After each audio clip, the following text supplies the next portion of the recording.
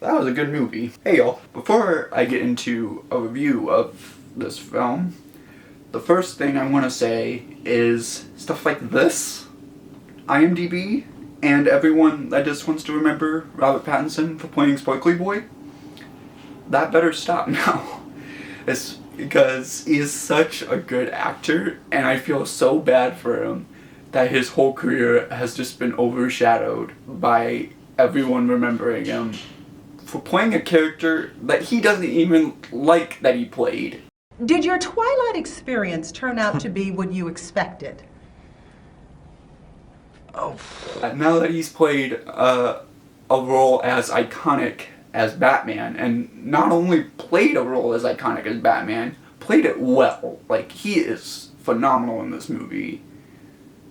Can we move on from the fact that he was in Twilight as stiff, emotionless Sparkle Boy? But anyway, let's get into the Batman. So, growing up, I wasn't the biggest DC fan, and I was one of those people that was like, I love Marvel, and if you like DC, you're stupid, and all that stuff.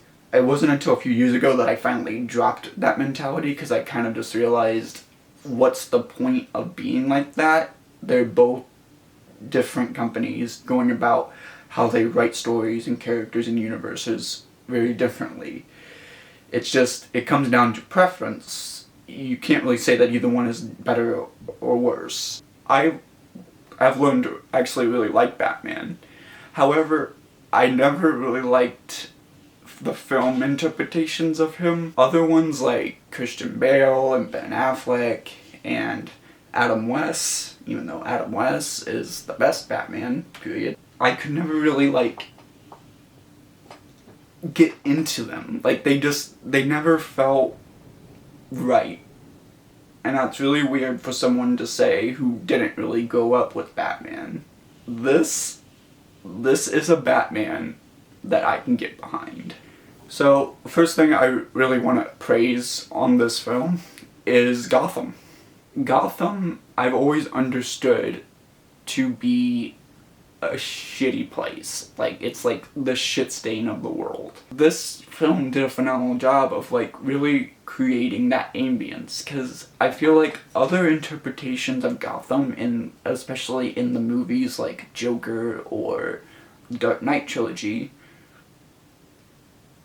it's just Chicago or New York. Like, that's all Gotham is. It's just another city. But this Gotham was cramped. It has trash all over the place. It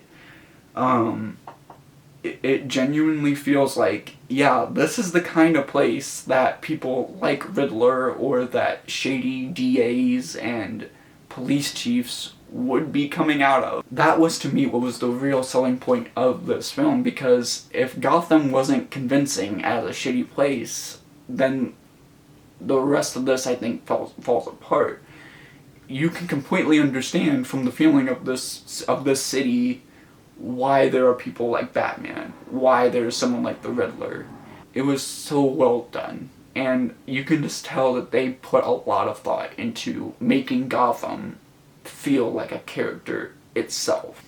The best part about that is that it really influences how Batman is portrayed. This Batman is he's very much a product of the city. He is what you would expect a vigilante of a city like this one to be. Like, his Batcave is literally just a glorified garage, and he's not creating this new supermodel car that nobody's ever seen. No, it's just a souped up Mustang. It all just fits so beautifully together, and I love that about how the city of Gotham is influencing the appearance of Batman.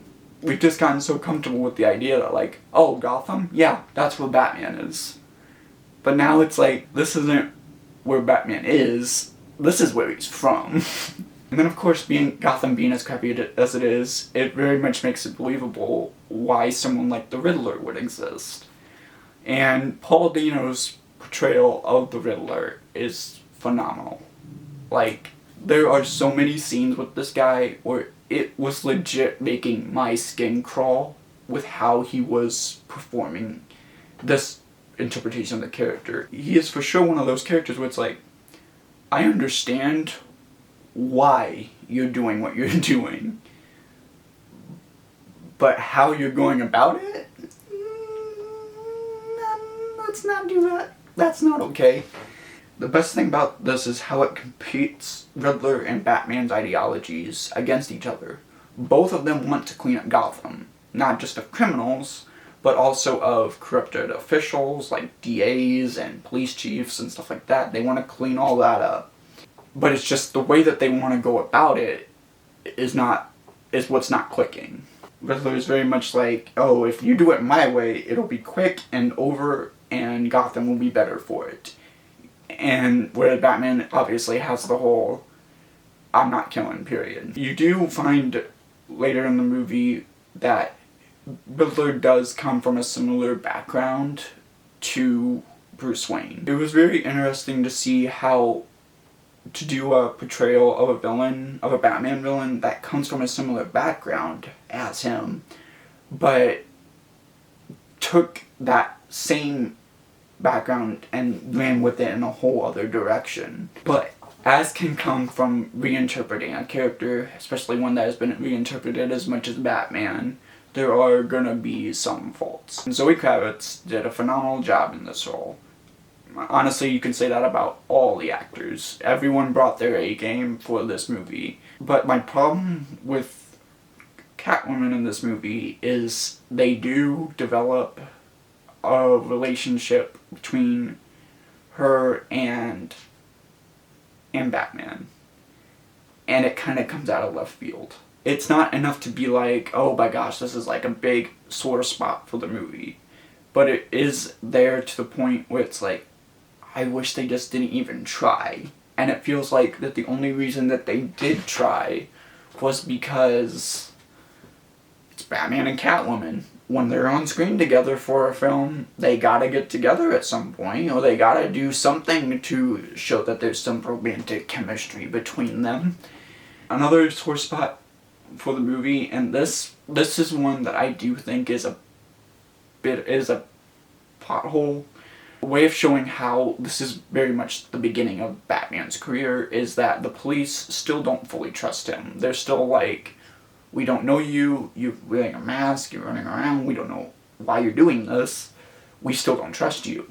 And then there's a point in the movie where it's like, yeah, they definitely aren't going to trust him, and they even go out of their way to tell you, hey, there is a warrant for Batman's arrest. That is how much we do not trust him after what he does in this movie. But when he sees the rest of the police force again, there's just still like, oh, you're back, hey, what do you got for us?